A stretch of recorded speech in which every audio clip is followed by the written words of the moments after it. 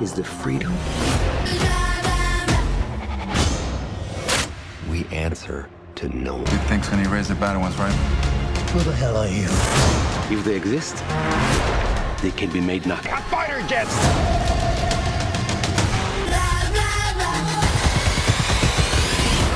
You're mine.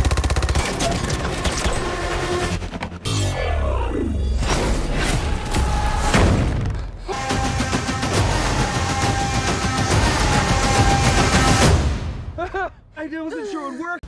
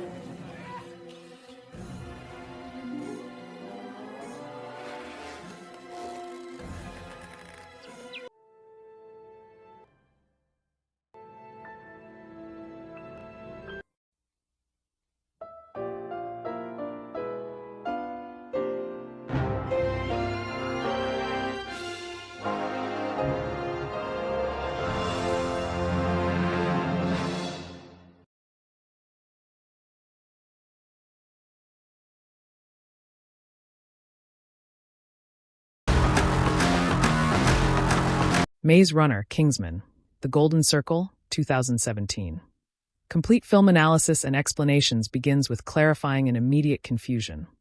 The title you provided merges two entirely separate film franchises. Maze Runner refers to the dystopian young adult series based on James Dashner's novels, while Kingsman, The Golden Circle, is the 2017 sequel to Matthew Vaughn's spy parody Kingsman, The Secret Service. This analysis will focus on the correct film Kingsman, The Golden Circle, as no film exists combining both properties. The film you are asking about is the 2017 spy action comedy directed by Matthew Vaughn, co-written with Jane Goldman, and starring Taron Egerton, Colin Firth, Julianne Moore, Mark Strong, Halle Berry, Elton John, Channing Tatum, and Jeff Bridges. It serves as the direct sequel to the 2014 hit Kingsman, The Secret Service, and adapts elements from the comic series The Secret Service by Mark Millar and Dave Gibbons. The film received mixed reviews from critics but was a commercial success, grossing over $410 million worldwide against a $104 million budget. On Rotten Tomatoes, it holds a 51% approval rating, significantly lower than the first film's 74%, with the critical consensus noting that the sequel deploys its overstuffed cast and nonstop action to often thrilling effect.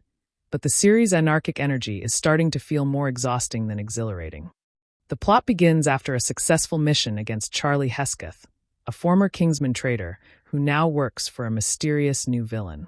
Eggsy, Taron Egerton, and his girlfriend Princess Tilda of Sweden are enjoying a quiet life when disaster strikes. Charlie, equipped with a cybernetic arm, leads an assault that results in a missile strike destroying every Kingsman safe house and killing most agents. Eggsy and Merlin, Mark Strong, survive only because they were visiting Tilda in Sweden at the moment of the attack. Following a clue left by the late Harry Hart, Colin Firth, called Operation Fortune, Eggsy and Merlin discover Statesman, an American counterpart spy agency disguised as a Kentucky bourbon distillery.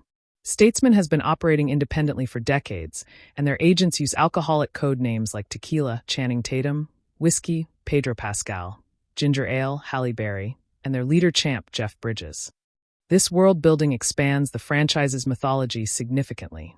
The villain is Poppy Adams, Julianne Moore, a 1960s-obsessed drug lord who has built Poppyland, a hidden 1950s-style American town complete with a diner, movie theater, and robot guards, all deep in the Cambodian jungle. She despises being marginalized by other criminal organizations and the legitimate world, which is why she devises an elaborate scheme to force global drug legalization. Her aesthetic obsession with the 1950s masks extreme brutality. Poppy has laced her global drug supply with a deadly toxin that causes dancing plague symptoms, uncontrollable, violent dancing followed by paralysis and death. She holds the antidote hostage, demanding that the U.S. president legalize all drugs worldwide within 24 hours, or she will release a signal that activates the toxin in every user simultaneously. This creates a ticking clock narrative structure typical of spy thrillers. Statesman reveals they have secretly developed an alpha gel that can repair brain damage, allowing them to resurrect Harry Hart. Harry was shot point-blank in the eye by Richmond Valentine in the first film, but the alpha gel has healed his wound. However, Harry now suffers from severe amnesia and psychological trauma, including the return of a fear of heights that he had previously conquered. His recovery becomes a major subplot. Harry's amnesia is treated through exposure therapy involving his old tailor shop, his favorite pub, and eventually the sight of his beloved dog, Mr. Pickle. When Eggsy stages a fake robbery at the Kingsman Tailor shop, Harry's muscle memory activates, and he instinctively defends the shop, killing the fake robbers. This restores his memory, but leaves him grappling with the fact that he was dead and is now alive again. An existential crisis the film treats with surprising gravity. The film explores the theme of resurrection and its costs. Harry is not the same man who died. He is more vulnerable, more frightened, and deeply uncertain about his place in a world that moved on without him. When he finally returns to field duty, he hesitates during a critical moment because he has not fully processed his trauma. This is a rare moment of psychological realism in an otherwise cartoonish film. Whiskey, Pedro Pascal, is revealed as the film's secondary antagonist. His fiancée was killed by drug users, making him sympathetic to the president's plan to let all drug users die from Poppy's toxin. Whiskey secretly works to sabotage the Kingsmen and Statesman's mission to retrieve the antidote, believing that Poppy's attack, while horrific, would ultimately rid the world of drug addiction. His motivation is twisted but emotionally coherent. The U.S. president, played by Bruce Greenwood in a chilling performance, is another antagonist. He secretly agrees with Whiskey and has no intention of providing the antidote to drug users. He views Poppy's ultimatum as an opportunity to let millions of criminals die, solving the drug problem permanently. This cynical political commentary suggests that those in power may actively desire the deaths of those they consider undesirable. Poppy Adams represents a specific type of villain, the marginalized outsider who uses extreme methods to demand recognition. Julianne Moore plays her with perky cheerfulness and sudden, shocking violence. She has robot dogs that eat people, a meat grinder for disposing of bodies, and a fondness for putting her enemies in a giant blender. Her 1950s aesthetic contrasts sharply with her modern, tech-driven methods of mass murder. The film includes a notorious scene where Elton John plays himself as a captive performer in Poppyland. John is forced to perform for Poppy's amusement and eventually joins the final battle, using his piano to attack guards and uttering profanity-laced threats. This cameo has been divisive among critics, with some finding it hilarious and others finding it desperate and out of touch with the film's tone. The action sequences are signature Matthew Vaughn, highly choreographed, violent, and presented in long takes with minimal cuts. The highlight is a chase through London involving a taxi equipped with missiles, machine guns, and an ejector seat, followed by a fight inside a cable car dangling over the Alps. The choreography emphasizes the Kingsmen's training while acknowledging the absurdity of the situations. Merlin Mark Strong receives a heroic death in this film, which has been a point of contention among fans. During the assault on Poppyland, Merlin steps on a landmine and chooses to sing Country Roads by John Denver while detonating the mine, taking out multiple guards and allowing Eggsy and Harry to proceed. His death is emotional and well-performed, but many fans felt it was an unnecessary killing of a beloved character. The film's treatment of female characters has been criticized. Roxy, Sophie Cookson, the female Kingsman introduced in the first film, is killed in the initial missile strike with no on-screen death and minimal acknowledgement. Princess Tilda, Hannah Alstrom, is reduced to a brief appearance. Ginger Ale, Halle Berry, is a capable analyst who wants field duty but is initially denied. Even Poppy, the villain, is portrayed as neurotic and lovesick. Ginger Ale's arc represents unfulfilled potential. She is brilliant, resourceful, and eager to prove herself, but Statesman has kept her desk-bound. Over the course of the film, she demonstrates her field capabilities and finally earns her promotion. However, her screen time is limited compared to the male leads, and her character development feels rushed and secondary to the main plot. The film's violence has been a subject of debate. The original Kingsman was criticized for its church massacre scene, but The Golden Circle replaces that with less controversial but still extreme violence.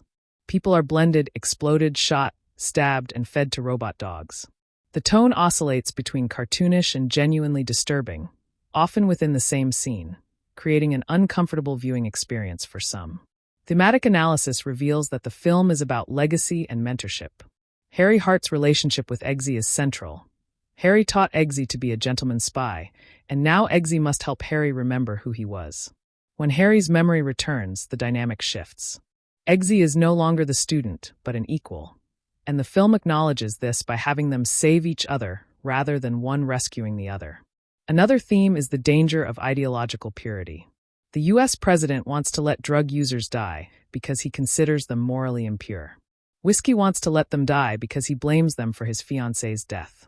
Both believe their cause justifies mass death. The Kingsmen and Statesmen, despite their flaws, believe in redemption and the value of individual human lives, even those who have made mistakes. The film critiques the war on drugs by presenting its logical extremes. If drug users are criminals deserving of death, then Poppy's plan is merely accelerating an outcome that the president already desires.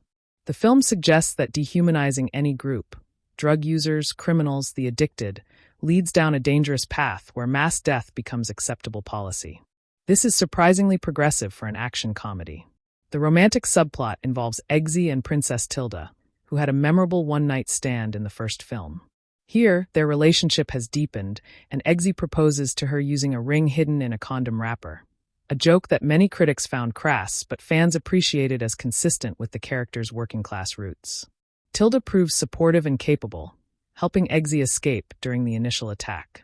Harry Hart's resurrection has been criticized as cowardly storytelling. The first film gave him a definitive, emotional death that motivated Eggsy's final victory.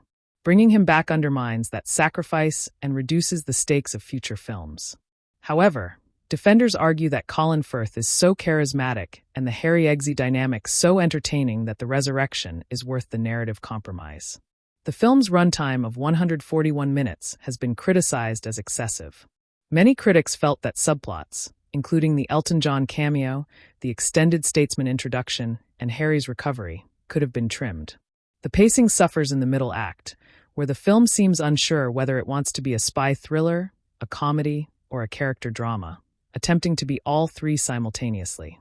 The visual style employs Vaughn's trademark techniques: wide-angle lenses, slow motion during violent impacts, vibrant color grading that shifts between locations, warm golds for Statesman, cool blues for London, sickly greens for Poppyland, and elaborate tracking shots that follow characters through chaos.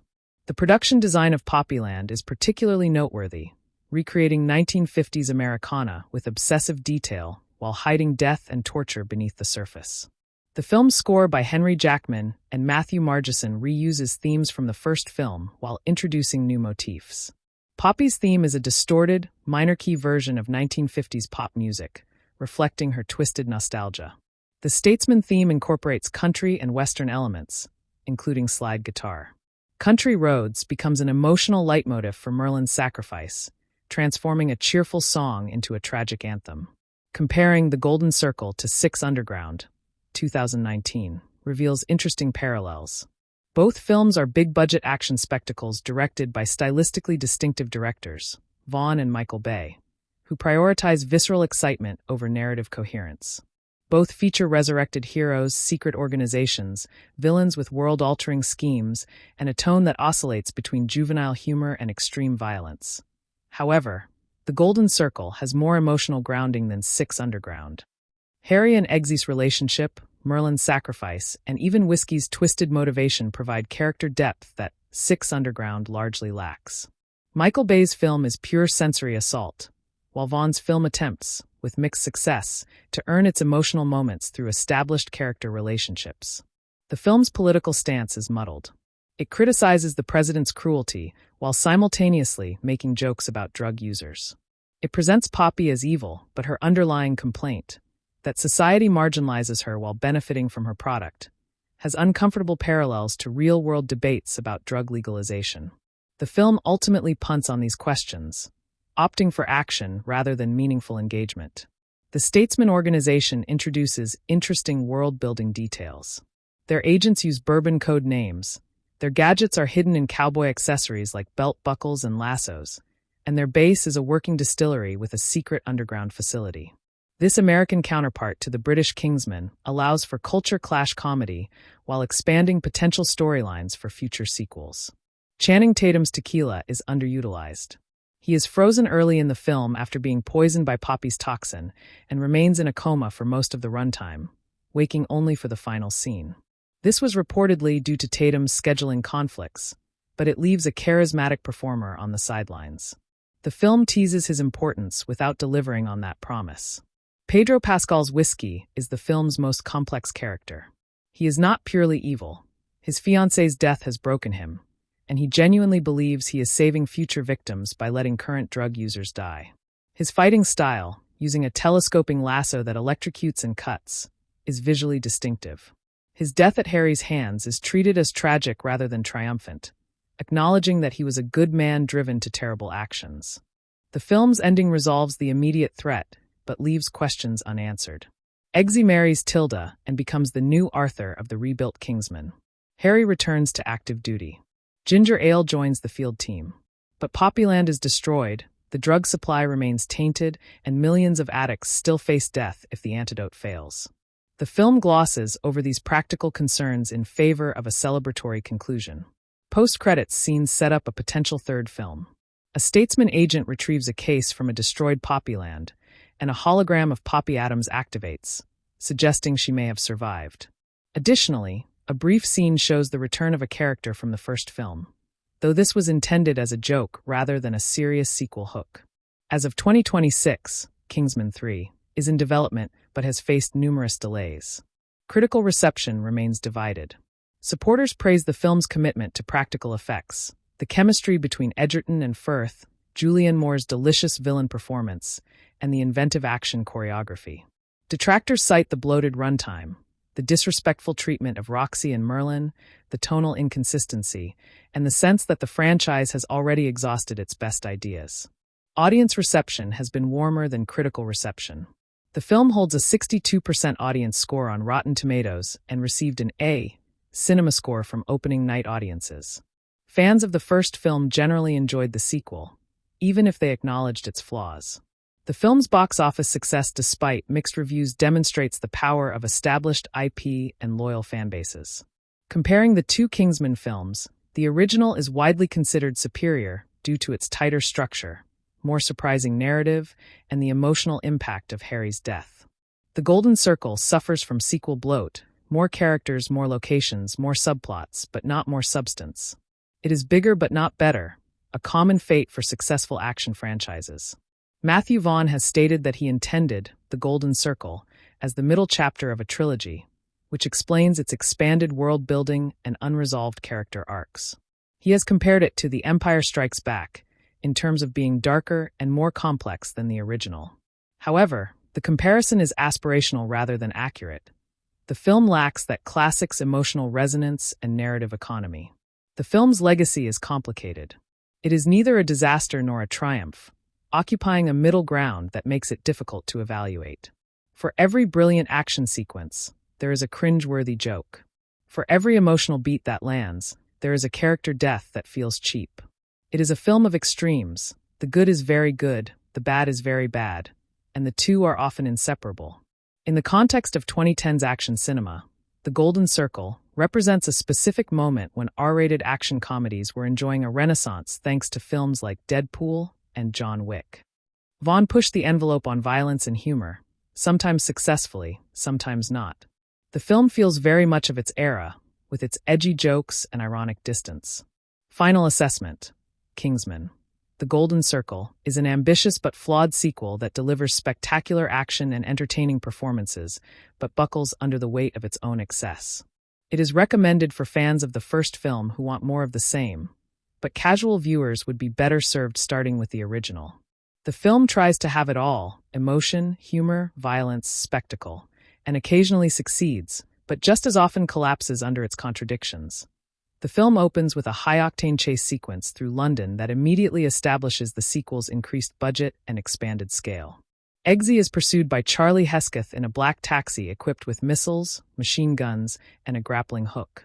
The sequence showcases Matthew Vaughn's signature long takes, with the camera following the action rather than cutting rapidly between angles. Charlie's new cybernetic arm gives him superhuman strength and the ability to interface with electronic systems remotely. This technological upgrade reflects the film's theme about the dangers of merging human biology with artificial intelligence. The chase culminates in Eggsy deploying an ejector seat that launches his opponent into the air while he escapes unscathed. This opening establishes that the Kingsmen have made enemies who will stop at nothing for revenge. It also demonstrates Eggsy's growth from a troubled street kid to a fully competent field agent. The sequence ends with a classic Kingsman joke involving the aftermath of violence played for dark comedy. A bystander's horrified reaction is juxtaposed with Eggsy's casual phone call to headquarters. This tonal blend of brutal violence and British wit defines the entire franchise. The opening chase also introduces the film's recurring visual motif of reflections and mirrors. Charlie's cybernetic arm is shown gleaming under streetlights, emphasizing its artificial, inhuman quality. The sequence cost approximately $15 million to film over 3 weeks in central London. The destruction of the Kingsman organization happens suddenly and without warning, subverting audience expectations for a traditional sequel structure. A missile strike simultaneously hits every Kingsman safe house across the globe, including the tailor shop, the manor house, and all satellite offices. This mass assassination event kills dozens of named and unnamed agents, including Roxy, who was introduced as a major character in the first film. Her death occurs off-screen, with only a brief radio transmission indicating she has been killed. Many critics have argued this treatment of a female lead character is disrespectful and symptomatic of the film's larger issues with gender representation. The attack is orchestrated by Poppy Adams using Charlie's cybernetic arm to hack Kingsman's satellite systems. This demonstrates that the villain has resources and technological capabilities that surpass even the most sophisticated spy agencies.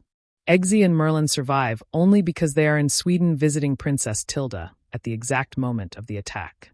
This coincidence strains credibility, but serves the narrative need of keeping the protagonists alive. The destruction scene is accompanied by a mournful version of the Kingsman theme music, played slowly on solo cello. The visual composition emphasizes isolation, with each safe house shown exploding in a different global location simultaneously. The attack eliminates any possibility of backup or reinforcement, forcing Eggsy and Merlin to rely entirely on their own resources. The discovery of Statesman introduces an entirely new mythology that doubles the franchise's world building in a single sequence. Eggsy and Merlin follow a clue left by Harry Hart before his death, which leads them to a Kentucky bourbon distillery that appears completely legitimate. The distillery employs hundreds of workers who have no idea that their company is a front for a spy agency. This setup mirrors the Kingsman tailor shop, but replaces British restraint with American flamboyance. Statesman agents use alcoholic code names that correspond to their rank and specialty within the organization. The facility includes hidden elevators, underground laboratories, and a massive garage filled with modified vehicles. Jeff Bridges plays Champ, the agency's leader, who speaks with a folksy drawl that masks a sharp strategic mind. The introduction sequence plays with American stereotypes about cowboys, bourbon, and Southern hospitality. Statesman's existence suggests that the Kingsman universe contains multiple secret organizations operating independently around the world. This expansion creates franchise potential for prequels, spin-offs, and sequels featuring different national agencies. The design of the Statesman headquarters contrasts sharply with the elegant, understated Kingsman manor. Everything is larger, louder, and more overtly masculine in the American style. The handshake protocol between agents involves a hidden blade in a belt buckle, replacing the Kingsman's umbrella and lighter gadgets. This cultural contrast becomes a source of comedy throughout the remainder of the film. Harry Hart's resurrection through alpha gel technology raises profound questions about death and identity within the franchise's fictional universe. The alpha gel is a nanotechnological compound that can repair damaged neural tissue, effectively bringing people back from brain death. Statesmen developed this technology for their own agents, but never tested it on someone who had been dead as long as Harry. The procedure leaves Harry alive, but suffering from retrograde amnesia, unable to remember his identity or his history with Eggsy. He also regains a childhood fear of heights that he had previously overcome through years of training. This detail suggests that psychological trauma is stored in the brain differently than factual memories. Harry's recovery involves exposure therapy that forces him to confront situations from his past life. Eggsy takes him to the Kingsman tailor shop, now destroyed, and to the pub where Harry recruited him years earlier. The breakthrough occurs when Eggsy stages a fake robbery at a replica tailor shop, triggering Harry's muscle memory. Harry instinctively performs the same defensive maneuvers he used as an active agent, killing the fake robbers before realizing what he has done. This scene has been praised as one of the film's most emotionally effective moments. However, it also raises uncomfortable questions about whether Harry is the same person or merely a copy with the same skills. The film never fully resolves these philosophical implications, focusing instead on Harry's return to action. Poppy Adams as a villain represents a specific archetype of the overlooked genius who uses violence to demand recognition. Julianne Moore's performance emphasizes Poppy's childlike enthusiasm for 1950s American culture, complete with poodle skirts, milkshakes, and rock and roll music. Her Hidden City of Poppyland is a fully realized production design achievement, built on a soundstage in Birmingham, England, at a cost of $8 million. The city includes a working diner, a movie theater playing vintage films, a bowling alley, and a robotic security force disguised as mannequins. Poppy's obsession with the 1950s masks her extreme isolation and loneliness in the Cambodian jungle. She has no friends, no family, and no human connections beyond her kidnapped employees and robotic companions. Her 2 robot dogs are named after real dogs she owned as a child, but could not keep due to her criminal lifestyle. Poppy's motivation is not world domination, but rather social acceptance by the legitimate world. She wants to attend the Oscars, shop at Beverly Hills boutiques, and be interviewed by talk show hosts without being arrested. Her plan to legalize drugs is a means to this end, forcing society to accept her on her own terms. The character's tragic dimension is that she could have achieved legitimate success with her intelligence and resources. Instead, her ego and resentment drive her toward increasingly destructive actions. The dancing plague toxin is one of the film's most memorable and disturbing narrative devices, inspired by historical accounts of dancing manias in medieval Europe. The toxin causes involuntary, violent muscle contractions that resemble dancing, but are actually a form of seizure disorder. Victims eventually die from exhaustion, dehydration, or cardiac arrest after dancing for hours without rest. Poppy has laced her entire global drug supply with this toxin, meaning every drug user worldwide is a potential weapon. The activation signal can be broadcast from Poppyland, triggering the toxin simultaneously in every affected individual. This creates a hostage situation involving millions of people, most of whom are unaware they are carriers. The film uses this premise to explore questions of personal responsibility and societal judgment. Some characters, including the U.S. president, argue that drug users deserve their fate as a consequence of their choices. The Kingsmen and Statesmen argue that no one deserves death by dancing plague, regardless of their past decisions.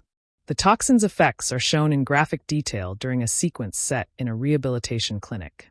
Patients begin dancing uncontrollably, smashing into walls and furniture while medical staff attempt to restrain them.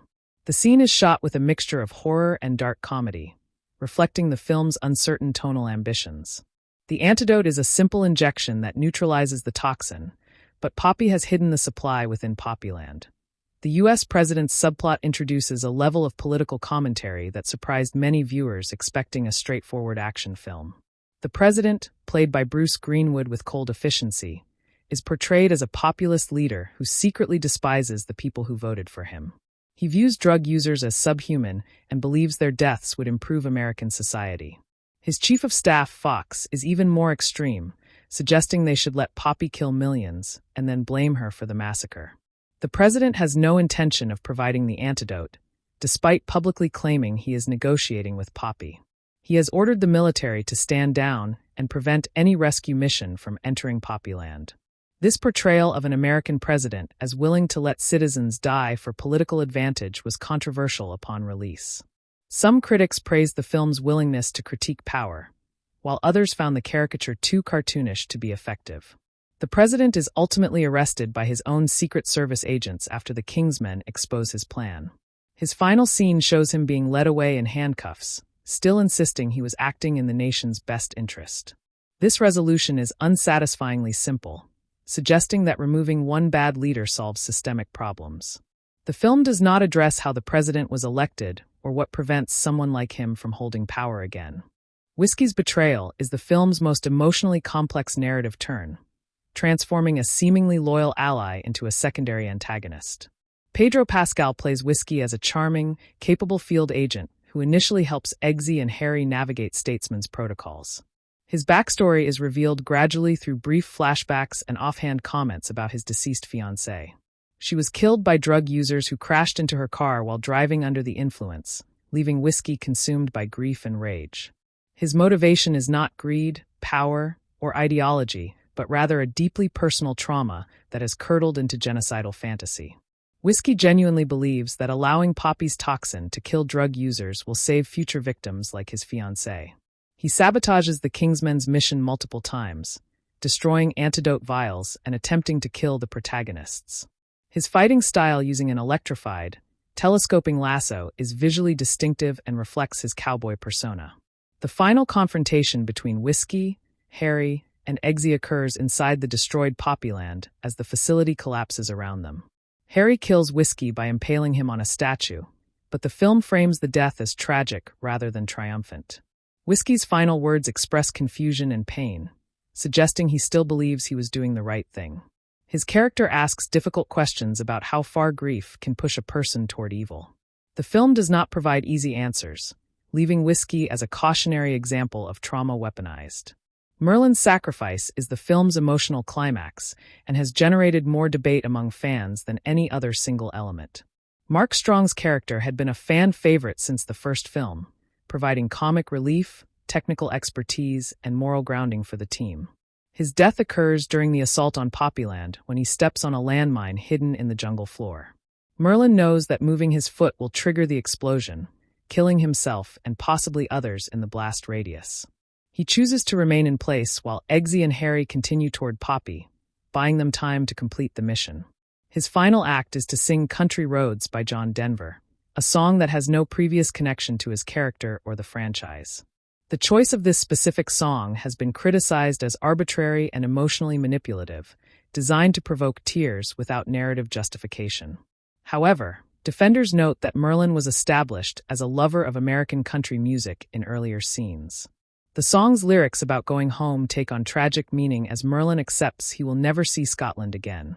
The explosion is shown in slow motion, with Merlin's face calm and accepting as the blast consumes him. His death permanently removes one of the franchise's most beloved characters, a decision Vaughn has said he regrets in retrospect. Merlin's absence is felt throughout any discussion of potential sequels, as his dynamic with Eggsy cannot be replicated. The romantic subplot between Eggsy and Princess Tilda has been expanded from a one-scene joke in the first film to a genuine relationship arc. Tilda is portrayed as intelligent, supportive, and capable in her own right, helping Eggsy escape from the initial attack on Sweden. Their relationship faces challenges from Eggsy's dangerous profession and Tilda's responsibilities as a future queen. The film includes a scene where Eggsy meets Tilda's parents, the King and Queen of Sweden, leading to awkward comedy about class differences. Eggsy proposes to Tilda using a ring hidden inside a condom wrapper, a joke that many critics found crass and out of place. The proposal occurs immediately after Merlin's death, creating jarring tonal whiplash between tragedy and romance. Tilda accepts despite the unconventional presentation, demonstrating her acceptance of Eggsy's working-class background and irreverent sense of humor. Their wedding is shown during the film's epilogue, a lavish ceremony attended by surviving kingsmen and statesmen. The couple appears genuinely happy, suggesting that Eggsy has found something worth living for beyond the mission. This subplot represents the film's attempt to give Eggsy emotional stakes beyond his relationship with Harry. However, Tilda remains underdeveloped as a character, existing primarily as a reward for Eggsy's heroism. Her screen time totals less than 10 minutes across the film's 141-minute runtime. Elton John's cameo appearance is one of the most divisive elements of the entire film, with opinions ranging from brilliant to embarrassing. John plays himself as a captive performer in Poppyland, forced to sing for Poppy's entertainment alongside other kidnapped celebrities. He is shown wearing his signature extravagant costumes and sunglasses, even while imprisoned. When the final battle begins, John uses his piano as a weapon, swinging the instrument into guards and shouting profanity. He delivers lines like, "I'm Elton fucking John," and threatens to kick your ass with a completely straight face. The sequence is played entirely for comedy, with John's violence framed as ridiculous but effective. Some viewers found the cameo hilarious, praising John's willingness to mock his own public image. Others found it desperate, a sign that the franchise had run out of ideas and was relying on celebrity gimmicks. The cameo reportedly cost $5 million, which John donated to his AIDS Foundation, making the sequence a charitable contribution. John has stated in interviews that he enjoyed the experience and would happily appear in future Kingsman films. The cameo's tone is consistent with the franchise's approach to celebrity, which previously included a scene where a Swedish princess offers anal sex as a reward for heroism. Whether this consistency is a defense or an indictment depends entirely on the viewer's tolerance for the franchise's sense of humor. The film's treatment of female characters has been extensively criticized in academic and popular analyses of the franchise.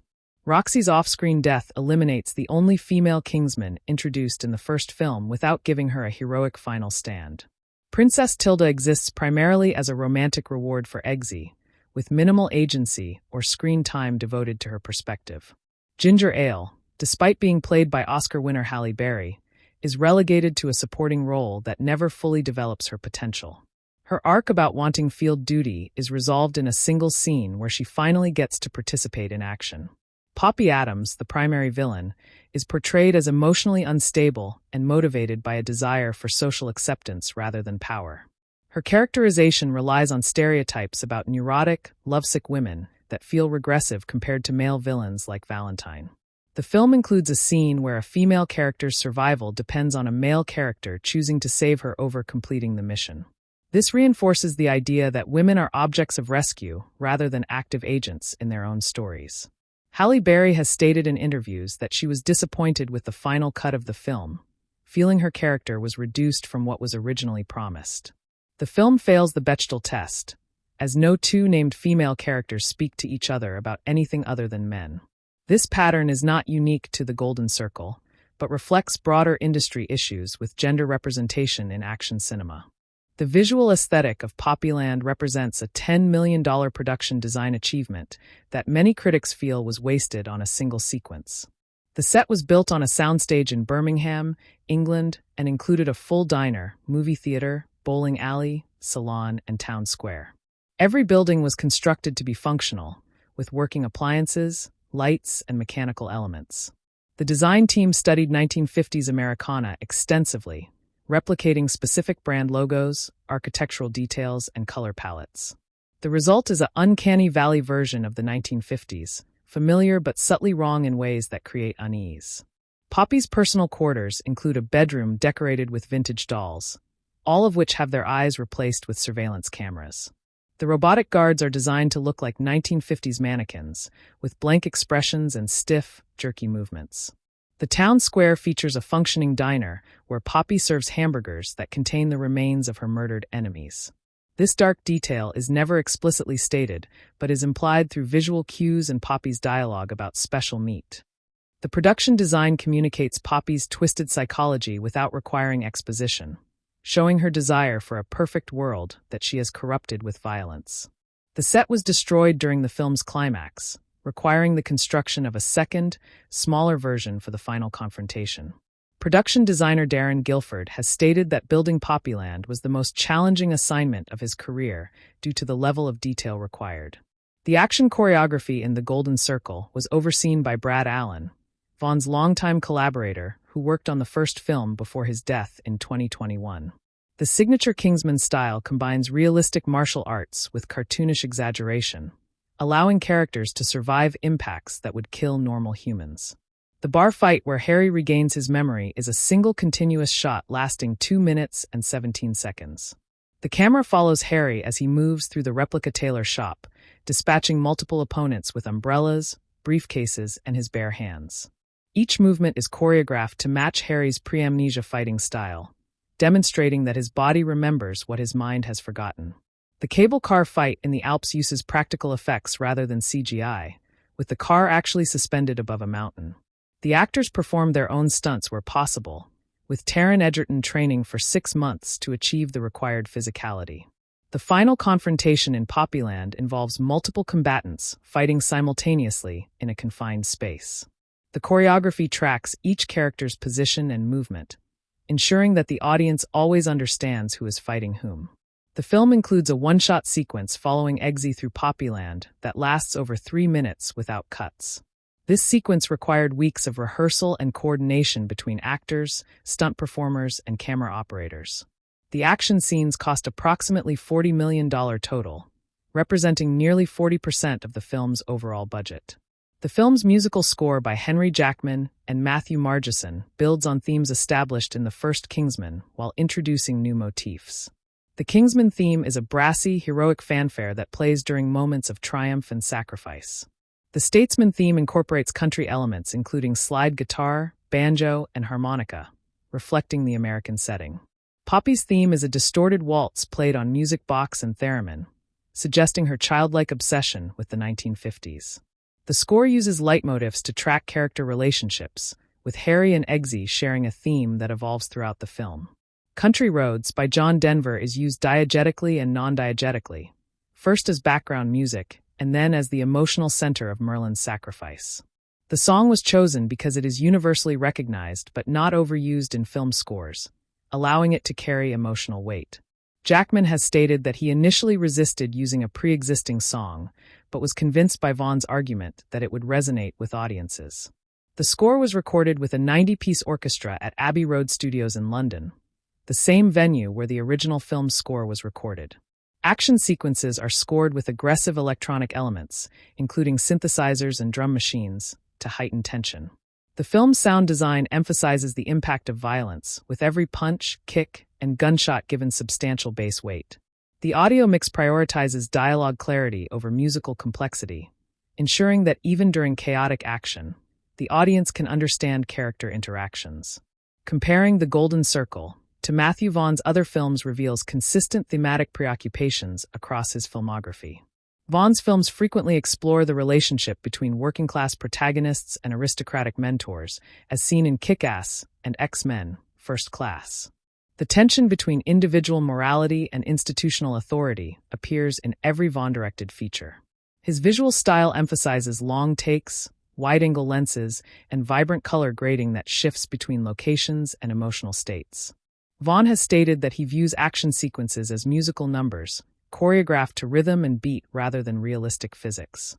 This philosophy explains why Kingsman characters can survive falls, explosions, and impacts that would kill normal humans. Vaughn's films are consistently rated R for violence and language, and he has expressed disinterest in making PG-13 movies. His work frequently includes graphic violence played for comedy, a combination that some viewers find transgressive and others find distasteful. Vaughn has described his approach as Tarantino meets Bond, blending intellectual dialogue with extreme physical action. The Golden Circle represents Vaughn's most expensive film to date, with a budget nearly double that of the original Kingsman. The film's financial success ensured Vaughn would continue receiving funding for ambitious, R-rated action projects. Vaughn has stated that he views each Kingsman film as a standalone story that happens to share characters and continuity. The film's release strategy in September 2017 positioned it as fall blockbuster counter-programming against more serious awards contenders. The marketing campaign cost approximately $80 million, including television spots, billboards, and digital advertising targeting young male demographics. The trailer emphasized the resurrection of Harry Hart, revealing this plot point months before the film's release. This decision was criticized for spoiling a major surprise, but Vaughn argued that audiences needed to know Colin Firth was returning to generate excitement. The film opened at number 1 at the domestic box office, grossing $39 million in its first weekend. International markets were even stronger, with particularly robust performances in the United Kingdom, South Korea, and Russia. The film's $410 million worldwide gross made it the 22nd highest-grossing film of 2017. Despite this success, the film underperformed relative to studio expectations, which had projected a $500 million minimum. The budget of $104 million plus marketing costs meant the film needed approximately $250 million to break even, a threshold it comfortably exceeded. Sequel potential was confirmed within weeks of release, with Vaughn announcing plans for a third Kingsman film. However, production delays, the COVID-19 pandemic, and Vaughn's commitment to other projects have pushed Kingsman 3 into an uncertain future. The prequel, The King's Man, was released in 2021 to significantly lower box office returns. The film's screenplay by Vaughn and Jane Goldman underwent substantial revisions during production, with several major scenes added or removed in post-production. An extended subplot involving a romance between Ginger Ale and Merlin was cut from the final film, explaining why their interactions feel truncated. A scene showing Roxy's death in more graphic detail was removed after test audiences found it too disturbing. The original ending had Whiskey surviving and joining the Kingsmen as a recurring antagonist for future sequels. This was changed when Pedro Pascal's schedule for Narcos made a multi-film commitment impossible. Elton John's role was expanded significantly after he expressed enthusiasm for the project during early discussions. The character of Tequila was originally supposed to be unfrozen midway through the film and participate in the final battle. Channing Tatum's scheduling conflicts with Logan Lucky forced the filmmakers to put his character into a coma instead. Goldman has stated that writing Harry's amnesia was the most challenging aspect of the script, requiring careful balance between comedy and drama. The film's dialogue includes numerous callbacks to the first Kingsman, rewarding attentive viewers while potentially confusing newcomers. Vaughn and Goldman wrote the script without knowing whether Colin Firth would agree to return, creating contingency plans for both possibilities. The final script was delivered to actors only weeks before filming began, leaving limited time for rehearsal or script analysis. The film's themes about resurrection and identity connect to broader philosophical questions about what makes a person who they are. Harry Hart returns from death but is not the same man who died, having lost memories and gained new psychological wounds. This raises the question of whether continuity of consciousness or continuity of body matters more for personal identity. The film never directly addresses these questions, focusing instead on Harry's recovery and return to action. However, the subtext suggests that Harry is a different person who shares the previous Harry's skills and relationships. His relationship with Eggsy is rebuilt from scratch rather than resumed where it left off. This process mirrors real-world experiences of brain injury survivors and their families, who must adapt to loved ones who are simultaneously familiar and moisung. The alpha gel technology is never explained in detail, leaving its implications for the franchise's universe ambiguous. If brain death can be reversed, then no character is permanently dead, reducing narrative stakes for future installments. The film implicitly acknowledges this problem by killing Merlin in an explosion that destroys his body entirely. Without a body, the alpha gel cannot repair anything, making Merlin's death permanent within the film's logic. This distinction between brain death and bodily destruction becomes crucial for understanding who can and cannot return. The film's treatment of resurrection is ultimately more interested in emotional than philosophical implications, using Harry's return for dramatic reunions rather than metaphysical exploration. The character of Ginger Ale represents a missed opportunity for the franchise to develop a compelling female action lead. Halle Berry brings considerable screen presence and credibility to the role, having won an Academy Award for her dramatic work. However, the script gives her little to do beyond exposition delivery and technical support. Her desire for field duty is established but then resolved in a single action sequence that lasts less than 5 minutes. The film teases a romantic subplot with Merlin that never develops before his death. Barry has stated in interviews that she accepted the role because she wanted to work with Vaughn and the ensemble cast. She was promised a larger role in potential sequels, which have not materialized as of 2026. The character's code name, Ginger Ale, is the only statesman code name that is not a hard alcohol, suggesting she is not taken seriously. This detail may be intentional commentary on how women are devalued in spy organizations, but the film never explicitly makes this point. Ginger Ale's most heroic moment involves her driving a truck through a minefield while singing along to the radio. The scene is played for comedy rather than drama, undercutting any sense of genuine heroism. Halle Berry performed many of her own stunts, including driving sequences and fight choreography. The film's failure to develop Ginger Ale reflects broader industry patterns where actresses of Berry's age, 51 at release, are given supporting rather than leading roles in action films. The U.S. president's role in the film has gained new relevance in light of subsequent political developments in the United States. The character is clearly modeled on populist leaders who appeal to working-class voters while pursuing policies that harm those same constituents. His willingness to let millions die rather than compromise with a criminal reflects a zero-sum approach to governance. The film's release in 2017 came less than 1 year into the Trump administration, making the president's characterization feel timely rather than speculative. Bruce Greenwood has stated that he did not base his performance on any specific politician, but rather on the archetype of the cruel populist. The character's eventual arrest by his own security detail suggests that institutions can constrain even wayward leaders. This optimistic conclusion has been criticized as naive by viewers who have witnessed democratic backsliding in multiple countries. The president's chief of staff, Fox, is even more extreme than her boss, advocating for letting drug users die and blaming Poppy for the massacre. This dynamic mirrors real-world situations where advisors push leaders toward more radical positions than they would adopt independently. The film never explains how the president was elected or what political party he represents, keeping the critique general rather than partisan. This choice allows the film to age better than explicitly partisan works that become dated quickly.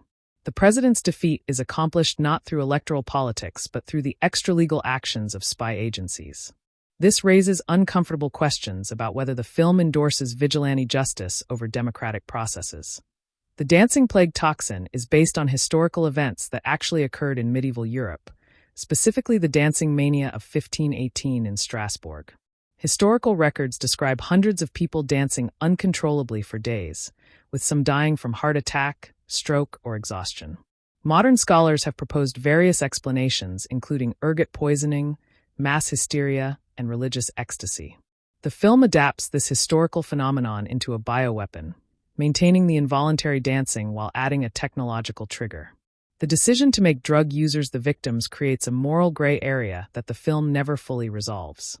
Some viewers have interpreted the film as anti-drug, while others see it as critical of drug prohibition. The film's own position is muddled, with sympathetic characters using drugs and villainous characters wanting drug users dead. The antidote is distributed freely at the film's conclusion, suggesting that drug users deserve medical care despite their choices. However, the film also includes jokes about drug users that seem designed to mock rather than sympathize. The dancing plague sequences are among the film's most memorable images, blending horror and absurdity in ways characteristic of Vaughn's style.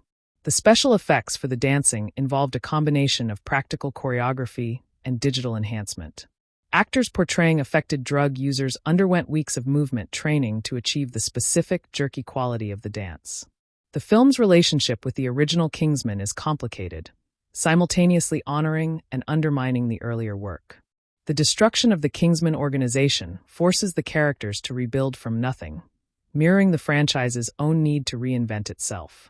Harry's resurrection directly contradicts the emotional impact of his death in the first film, which was a major dramatic moment. The film acknowledges this contradiction through Harry's own dialogue, as he expresses guilt about returning when others remain dead. Roxy's death is treated as an afterthought, despite her being a major character in the first film's ensemble. The film includes flashbacks to the first film that remind viewers of what they have lost while celebrating what has been regained. The tone of the sequel is broader and more cartoonish than the original, which balance comedy with genuine tension. This tonal shift has been attributed to Vaughn's desire to avoid repeating himself, and to explore new creative territory.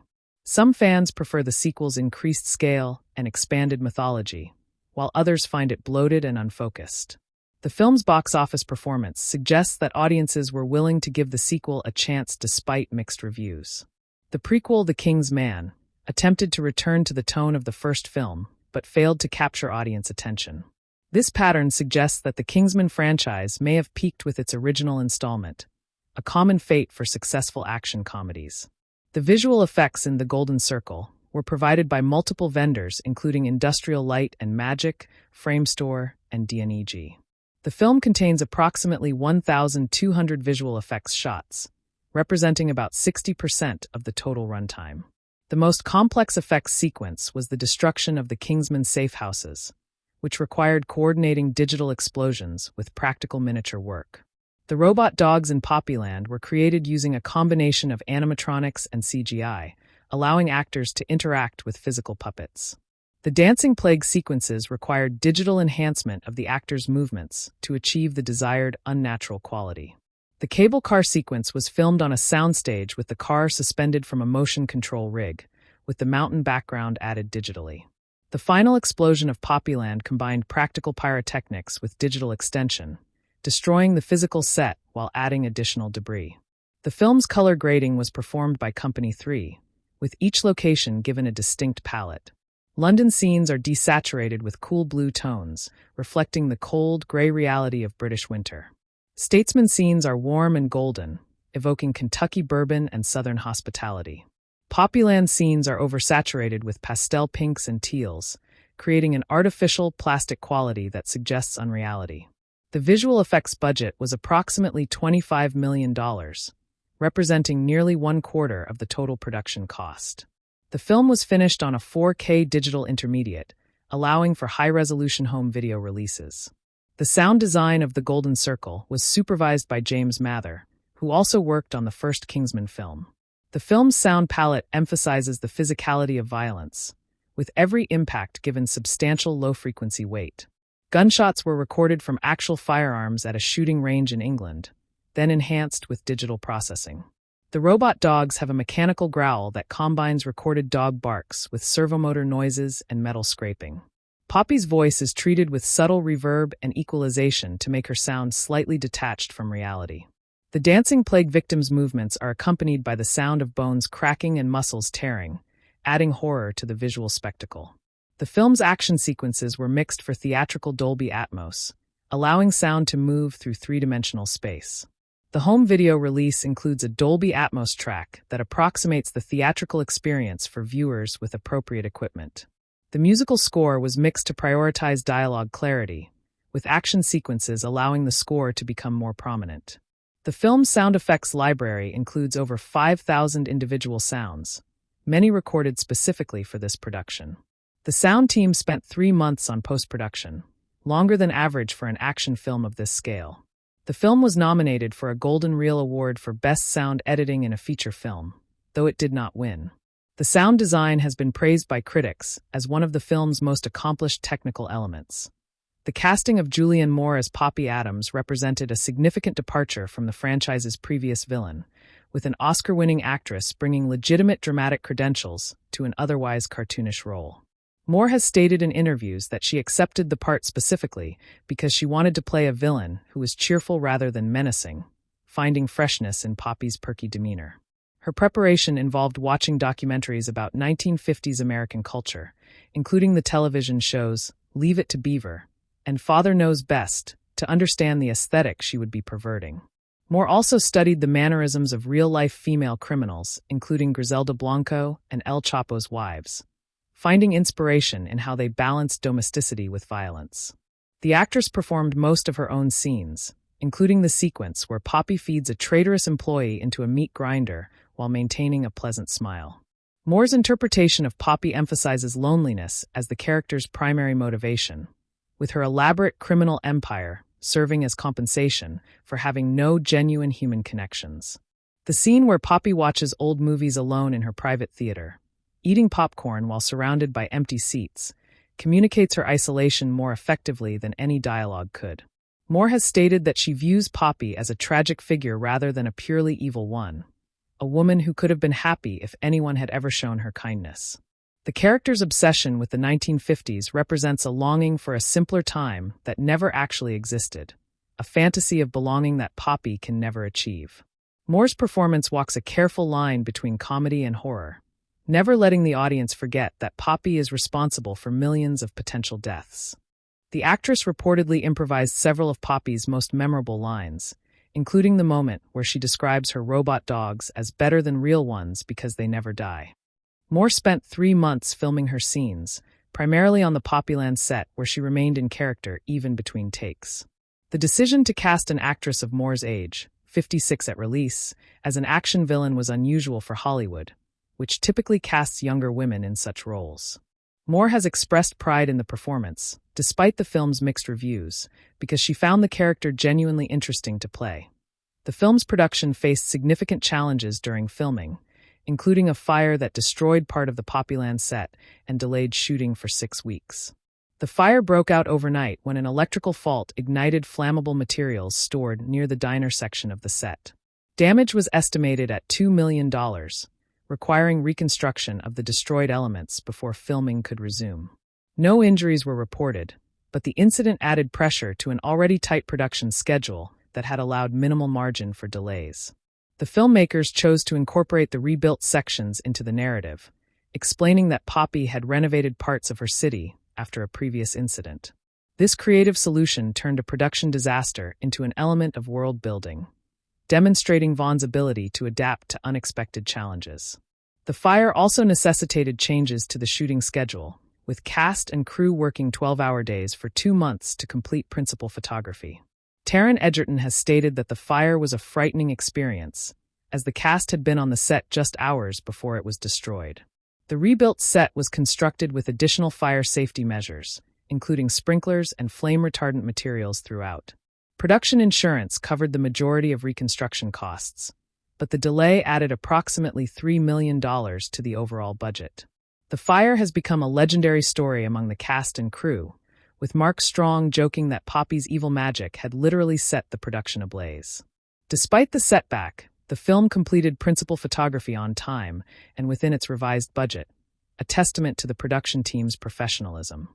The incident is rarely mentioned in official materials about the film, as studios prefer to emphasize smooth productions rather than chaotic ones.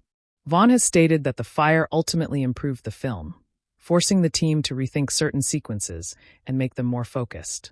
The bar fight sequence where Harry regains his memory required extensive preparation from Colin Firth, who had not performed action choreography since the first film. Firth trained for 4 months before filming, working with stunt coordinator Brad Allen to rebuild the physical skills he had developed for the original Kingsman. The actor was 56 years old during filming, making the demanding physical requirements significantly more challenging than they had been 5 years earlier. Firth performed approximately 80% of his own stunts in the sequence, with a stunt double used only for the most dangerous falls and impacts. The 2-minute 17-second continuous shot required Firth to memorize over 60 individual combat moves, each time to specific camera positions. The sequence was filmed over 5 consecutive nights in a replica of the Kingsman Taylor shop built on a soundstage in London. Each take required resetting the entire set, including replacing broken props and cleaning up fake blood, a process that took 45 minutes between attempts. The successful take was the 11th attempt, with previous tries abandoned due to timing errors, missed marks, or technical malfunctions. Firth has stated that filming the sequence was the most physically demanding experience of his career, leaving him exhausted and bruised after each night's work. The actor's dedication to the sequence impressed the stunt team, who had initially assumed he would rely more heavily on his double. The final shot required no digital enhancement or hidden cuts, representing a genuine single-take action sequence of unusual length and complexity. The choreography incorporates callbacks to the first film's church massacre, with Harry using similar defensive techniques against his opponents. Firth's performance in the sequence has been widely praised even by critics who disliked the rest of the film. The bar fight represents the film's highest achievement in action filmmaking, a sequence that rewards repeated viewing to appreciate its technical complexity. The character of Charlie Hesketh, played by Edward Hallcroft, returns from the first film as a cybernetically enhanced antagonist seeking revenge against Eggsy. Charlie was originally a minor character, a Kingsman trainee who failed the selection process and betrayed the organization to Richmond Valentine. His survival of the first film's climax was established in a post-credits scene, where he was shown receiving a cybernetic arm from unknown benefactors. The sequel reveals that Poppy Adams rescued Charlie and provided his enhancements in exchange for his loyalty and knowledge of Kingsman operations. Charlie's cybernetic arm gives him superhuman strength, the ability to hack electronic systems, and a built-in weapon that fires projectiles. The character's body is gradually being replaced with machinery, a process that is slowly killing him and making him increasingly desperate. Holcroft has stated that he views Charlie as a tragic figure, someone whose ambition and resentment have consumed him completely. The character's motivation is simple jealousy, as he cannot accept that Eggsy succeeded where he failed despite coming from a privileged background. Charlie's cybernetic eye allows him to record and transmit everything he sees, making him an ideal surveillance asset for Poppy's operations. The final confrontation between Charlie and Eggsy occurs on a cable car over the Swiss Alps, with the fight ending when Charlie falls to his death. Holcroft performed his own stunts for the cable car sequence, including hanging from the car's exterior while it moved along the cable. The character's death is treated as a release from suffering, with Charlie expressing relief rather than fear as he falls toward the mountains below. Charlie represents the film's exploration of what happens to those who cannot adapt to changing circumstances, choosing bitterness over growth. The character's cybernetic enhancements raise questions about the ethics of using technology to extend human capabilities beyond natural limits. The film's use of slow motion during action sequences follows Michael Bay's Bayhem aesthetic, but with important distinctions in execution and purpose. Vaughn employs slow motion to emphasize specific moments of impact, allowing the audience to appreciate the choreography that would be invisible at normal speed. The technique is used sparingly compared to Bay's films, with only approximately 15 minutes of the 141-minute runtime presented in slow motion. Vaughn has stated that he views slow motion as a punctuation mark rather than a default setting, reserving it for moments of particular importance or beauty. The film's slow-motion sequences are shot at 120 frames per second using specialized high-speed cameras, then conform to the standard 24 frames per second. This process creates approximately 5 seconds of slow motion for every 1 second of real-time action, allowing detailed examination of each movement. The bar fight sequence includes no slow motion, creating a contrast between the realistic timing of Harry's recovery and the heightened style of other action scenes. The cable car fight uses slow motion during Charlie's fall, emphasizing the moment of his death and giving it appropriate weight. Poppy's death, by contrast, occurs at normal speed and is almost anticlimactic, suggesting that she does not deserve the dignity of slow-motion attention. The technique has been criticized by some reviewers who find it overused in modern action cinema, reducing its impact through familiarity. Vaughn has defended his use of slow motion as essential to the Kingsman style, differentiating these films from more realistic action movies like the Bourne series. The film's visual effects team developed custom software to stabilize slow-motion footage while maintaining the organic feel of the original photography. Slow motion is also used for comedic effect, particularly in scenes where characters react to absurd situations with exaggerated facial expressions. The balance between dramatic and comedic slow motion represents the film's broader tonal balancing act, succeeding in some moments and failing in others. The Statesman headquarters was designed as a functional distillery that also serves as a secret spy base, with production designers creating both public and hidden spaces. The public distillery includes working copper stills, aging barrels, and a tasting room that actually produces bourbon sold commercially after filming. The hidden spy base includes a medical bay, armory, garage, and command center hidden behind a bookshelf that swings open when triggered. Production designer Darren Guilford visited 17 actual Kentucky distilleries to research authentic details for the Statesman headquarters. The set was built on a soundstage in Birmingham, England, because filming in Kentucky would have exceeded the production's logistical capabilities. The exterior shots of the distillery were filmed at a real bourbon distillery in Kentucky, with the cast and crew traveling there for 5 days of location shooting. The interior of the distillery combines authentic industrial elements with custom-designed spy equipment hidden in plain sight. The The bar where Statesman agents relax includes a hidden weapons cache beneath the counter, accessible only by pressing a specific combination of floor tiles. The medical bay where Harry is revived includes the Alpha Gel equipment, which was designed to look like a futuristic version of 1950s medical technology. The garage contains 7 modified vehicles, including a taxi, a pickup truck, and a motorcycle, each equipped with hidden weapons and armor. The design of Statesman deliberately contrasts with Kingsman's elegant restraint, replacing British understatement with American excess in every element. The distillery's public tour includes a script explaining the fictional history of the Statesman brand, which dates back to 1845. The set required 3 months to build and employed over 200 carpenters, painters, and prop makers. The finished design has been praised as one of the film's most successful elements, creating a believable world that audiences want to explore further. The film's treatment of drug legalization has been analyzed by political commentators who find its message confused and contradictory. The film explicitly condemns the U.S. president's desire to let drug users die, arguing that all human life has value regardless of past choices. However, the film also includes jokes mocking drug users as lazy, stupid, and deserving of their suffering. Poppy's demand for legalization is presented as evil, but the film never offers an alternative solution to the problems created by drug prohibition. The Kingsmen and Statesmen ultimately distribute the antidote to all affected drug users, saving their lives without addressing the underlying addiction issues. This resolution suggests that treating the symptoms is sufficient, without requiring any change to the systems that created the crisis in the first place. The film's position on drug policy is essentially status quo, accepting current prohibition laws while rejecting the most extreme consequences of those laws. Some critics have argued that the film is deliberately ambiguous about drug legalization, reflecting Vaughn's preference for provocation over clear messaging. Others have suggested that the film's muddled politics result from competing screenwriting voices, with Goldman and Vaughn pulling in different directions. The character of Whiskey, who wants drug users dead because his fiancée was killed by a drunk driver, represents an emotional rather than logical argument against drug use. The film never acknowledges that alcohol is itself a drug, and that Whiskey's code name is ironic given his stated opposition to intoxication. This blind spot has been noted by reviewers who find the film's moral framework inconsistent and self-serving.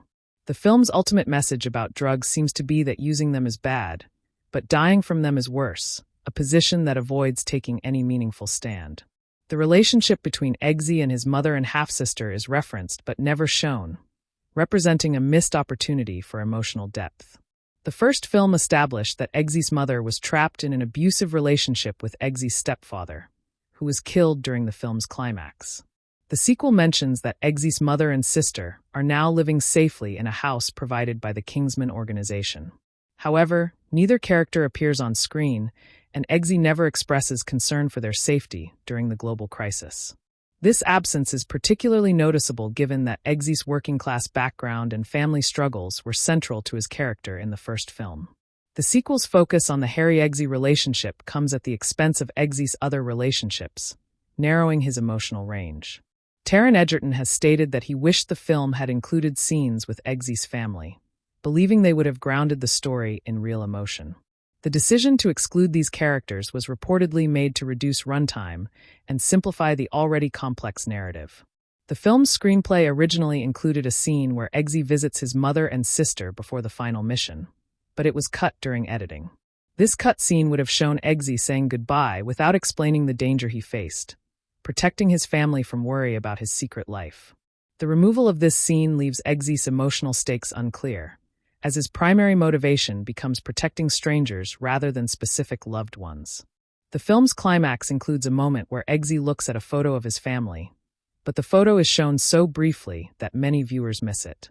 This treatment of Eggsy's family reflects the film's broader prioritization of spectacle over character development, action over emotion. The original Kingsman balanced these elements more successfully, making the sequel feel emotionally hollow by comparison. The film's sound mixing has been criticized by viewers who found dialogue difficult to understand during action sequences, a common complaint about modern blockbusters. The theatrical mix prioritizes low-frequency effects for explosions and impacts, sometimes overwhelming the mid-range frequencies where dialogue lives. Vaughn has stated that he prefers aggressive sound mixes that immerse viewers in the chaos of action, even at the cost of dialogue clarity. The home video release includes an optional dialogue boost track that raises the volume of speech relative to effects and music. This feature was added after test audiences reported difficulty understanding key plot points during the cable car sequence. The film's sound editors have defended the mix, arguing that the intended theatrical experience requires high-quality sound systems that most theaters possess. Smaller theaters with less sophisticated equipment may struggle to reproduce the mix as intended, leading to variable viewer experiences. The film's Blu-ray release includes a commentary track where Vaughn discusses the sound design, acknowledging that some compromises were necessary. The decision to prioritize effects over dialogue reflects Vaughn's belief that action cinema should be felt as much as understood. Some critics have argued that this approach is disrespectful to screenwriters, whose carefully crafted dialogue becomes inaudible during crucial moments. The film's screenplay includes several witty exchanges that are completely lost in the theatrical mix, only becoming clear on home video with subtitles enabled. The sound mixing received a nomination for Best Sound at the Empire Awards, suggesting that industry professionals disagreed with audience complaints. The controversy over dialogue clarity has become part of the film's legacy, with some viewers refusing to watch it without subtitles. The film's marketing campaign included a partnership with the real-life Kingsman tailor shop in London, which saw a 300% increase in visitors after the film's release. The shop, located at 9 Savile Row, was used as the exterior for the fictional Kingsman headquarters in both films. Visitors could purchase actual Kingsman-branded merchandise, including umbrellas, suits, and accessories inspired by the films. The partnership generated approximately $5 million in revenue for the shop during the film's theatrical run, far exceeding normal sales figures. The marketing campaign also included a tie-in with bourbon brand Old Forester, which produced a limited edition Statesman whiskey. This bourbon sold out within weeks of release, with bottles appearing on eBay for 10 times their retail price. The film's costume designer, Ariane Phillips, worked with real fashion houses including Turnbull and Asser and George Cleverly to create the characters' wardrobes. The resulting suits and accessories were available for purchase at premium prices, with a full Kingsman suit costing approximately $6,000.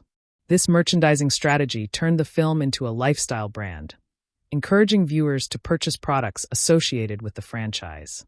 The partnership with real businesses blurred the line between fiction and reality, creating an immersive brand experience for dedicated fans.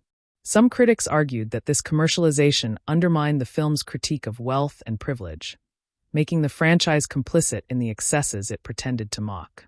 Vaughn has defended the partnerships as consistent with the Kingsman brand, which has always celebrated craftsmanship and quality. The success of these marketing tie-ins demonstrated the franchise's potential for long-term profitability beyond box office revenue. However, the death of Merlin and the mixed reception of the sequel may have limited the long-term value of the Kingsman brand.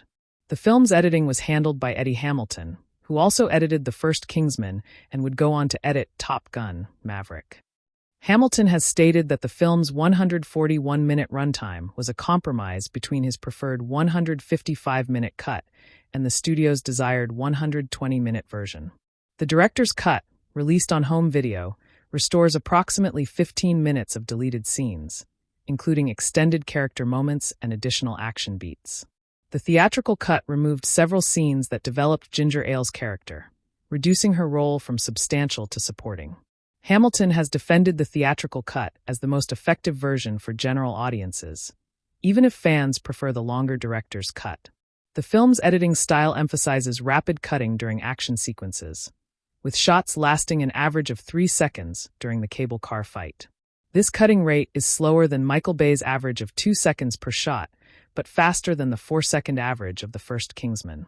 Hamilton has stated that he prefers to let action sequences breathe, using longer shots when the choreography justifies extended takes.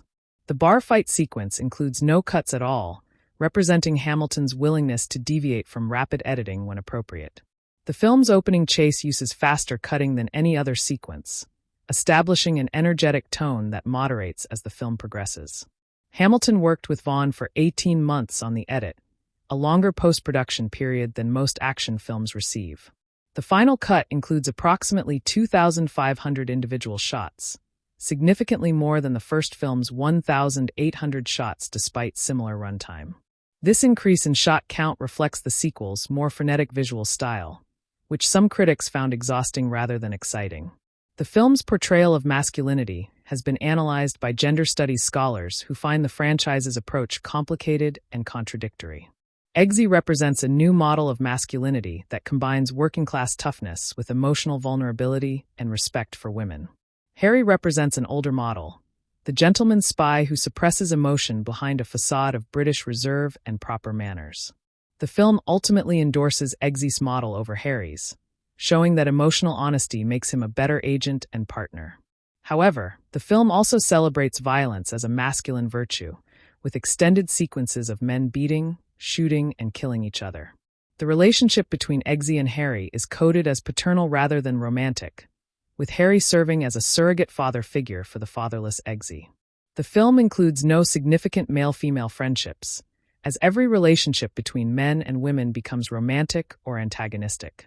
Whiskey's motivation stems from the death of his fiancée, suggesting that men's emotional lives are defined by their relationships with women. The president's cruelty is presented as a failure of masculine empathy, an inability to see drug users as fellow humans deserving of compassion. Merlin's sacrifice is framed as the ultimate masculine act, a heroic death that protects his friends and completes his mission.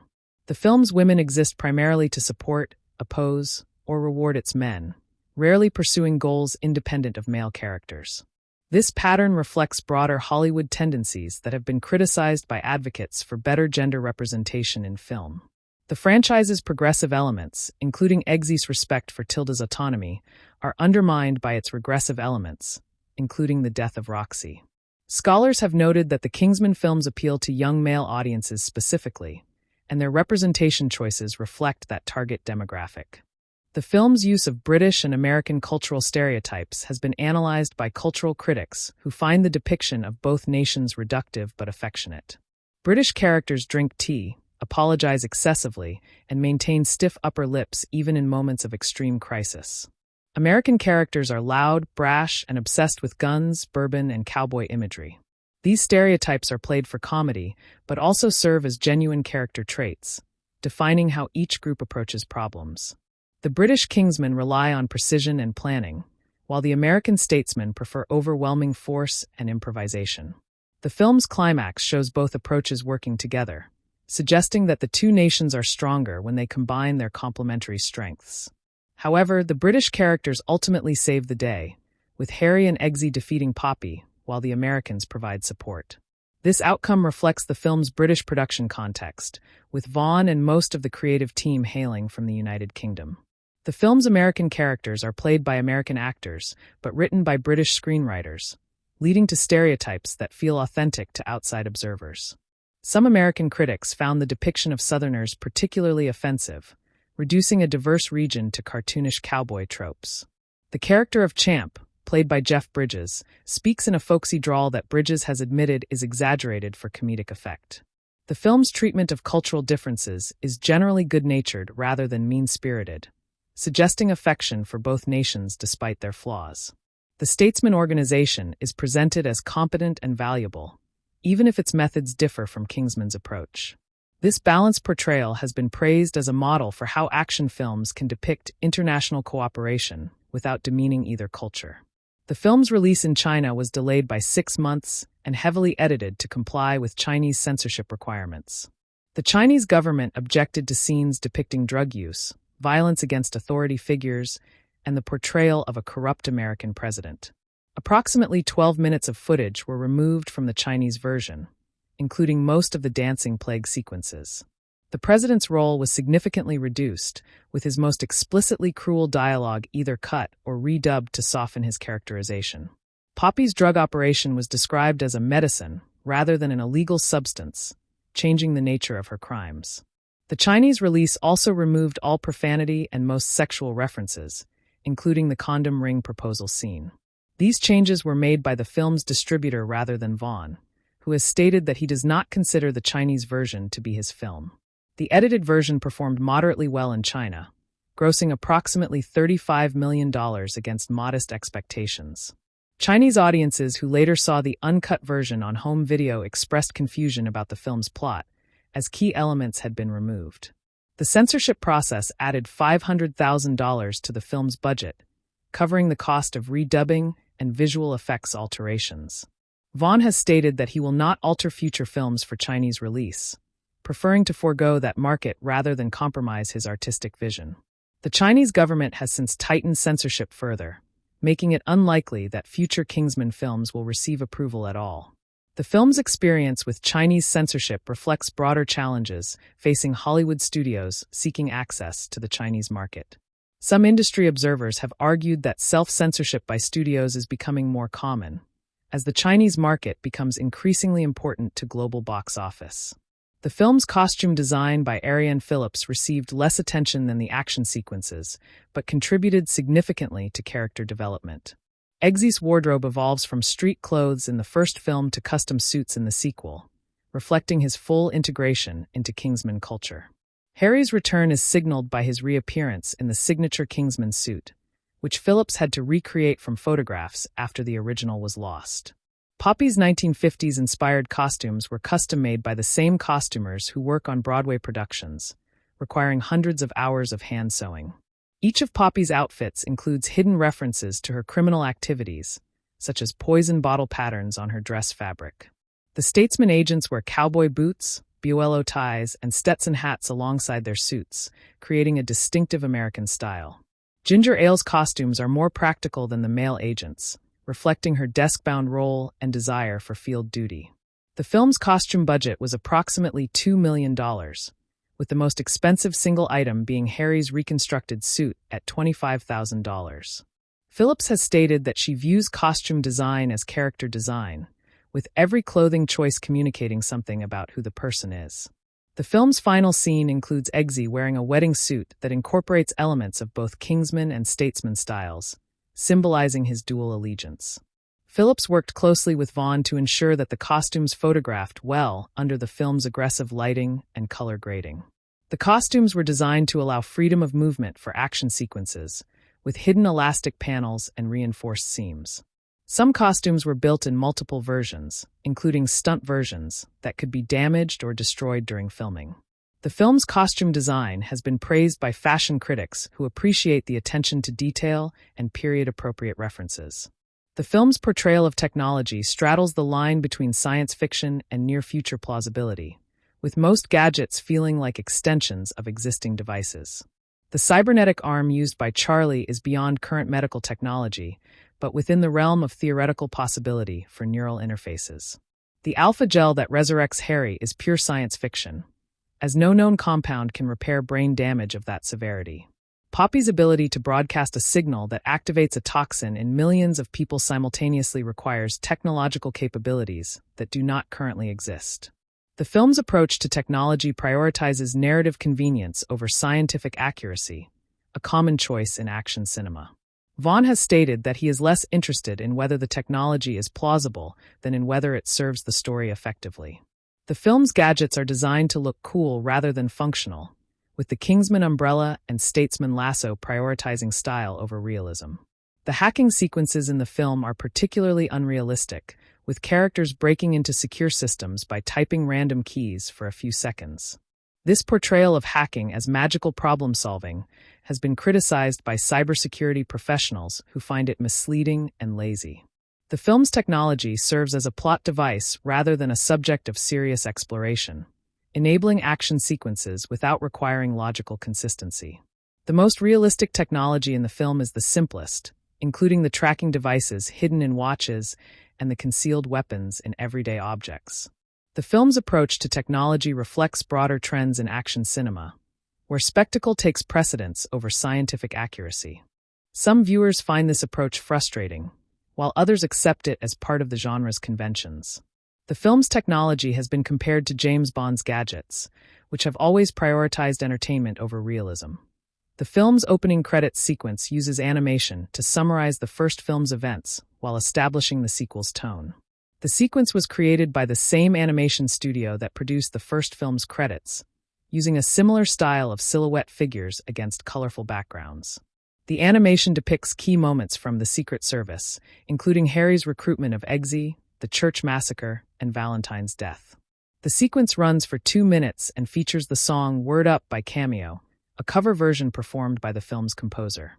The choice of this song was intended to energize audiences before the film's opening action sequence, setting an upbeat tone.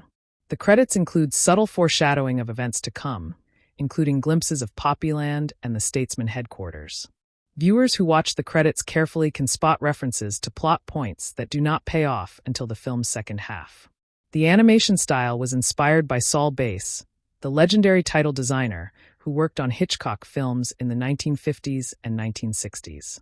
Vaughn has stated that he views title sequences as an opportunity to establish mood and theme before the story begins. The credits also serve a practical purpose, reminding audiences of the first film's plot before the sequel references those events.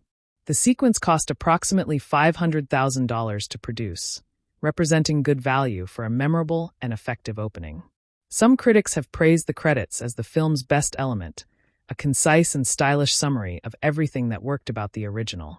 The credits have been parodied in several YouTube videos, demonstrating their cultural impact despite the film's mixed reception. The animation studio has since worked on similar title sequences for other action films, finding a niche in this specialized area of filmmaking. The film's dialogue has been criticized for relying too heavily on profanity, with the word fuck and its variations appearing over 80 times. This frequency places the film among the most profane mainstream releases of 2017, comparable to the Deadpool films in its embrace of adult language. Vaughn has defended the profanity as authentic to how his characters would speak, rejecting the artificial cleanliness of PG-13 action films. The film's British characters use profanity differently than American characters, with the British favoring bloody and wanker alongside more universal terms. The American characters use more direct and aggressive profanity, reflecting cultural differences in how each nation expresses anger. The film's most memorable profane line comes from Elton John, who shouts, "I'm Elton fucking John," before attacking guards with his piano. This line was improvised by John himself, who reportedly found the script's original dialogue too tame for the situation. The film's profanity has been cited by critics who found the movie immature, arguing that constant swearing becomes exhausting rather than edgy. Supporters of the film counter that the profanity is consistent with the characters and tone, not gratuitous but integral to the Kingsman style. The film received an R rating primarily for violence rather than language, as profanity alone rarely triggers the highest ratings. The home video release includes a clean audio track that replaces profanity with less offensive alternatives, intended for viewers who find strong language objectionable. This clean track was created by ADR sessions where actors re-recorded their lines without swearing, a time-consuming and expensive process. The existence of a clean track suggests that the studio anticipated objections to the film's language and wanted to provide alternatives. The film's approach to profanity reflects Vaughn's belief that R-rated action films should fully embrace the freedoms that rating provides. The film's climax in Poppyland required the coordination of over 300 cast and crew members across multiple simultaneous action sequences. The final battle involves Eggsy fighting Whiskey, Harry fighting guards, Ginger Ale navigating a minefield, and Poppy attempting to escape, all occurring simultaneously. Vaughn storyboarded the entire climax in advance, creating a detailed blueprint that allowed efficient filming despite the complexity. The sequence was filmed over 3 weeks on the Poppyland set, with different units shooting different parts of the battle each day. The coordination required constant communication between Vaughn and his second unit director, who handled the minefield sequence while Vaughn focused on the main action. The minefield sequence was the most dangerous to film, requiring careful choreography to ensure that actors did not accidentally trigger explosive effects. The explosion that kills Merlin used practical pyrotechnics rather than CGI, with Mark Strong standing near a carefully controlled blast. Strong has stated that he was nervous during the explosion filming, despite the safety precautions taken by the effects team. The final confrontation between Eggsy and Whiskey was choreographed to reflect both characters' fighting styles, with Eggsy using Kingsman precision against Whiskey's American brawling. Poppy's death occurs when she is shot by one of her own robot dogs, which Eggsy has reprogrammed to attack her instead of him. This ironic death reflects the film's theme about the dangers of creating weapons that can be turned against their creators. The climax ends with Eggsy and Harry escaping Poppyland moments before it explodes, a classic action movie trope executed with technical precision. The final shot of Poppyland shows the 1950s American town burning to the ground, a visual metaphor for the destruction of Poppy's dreams of acceptance. The sequence cost approximately $15 million to film, representing nearly 15% of the film's total budget.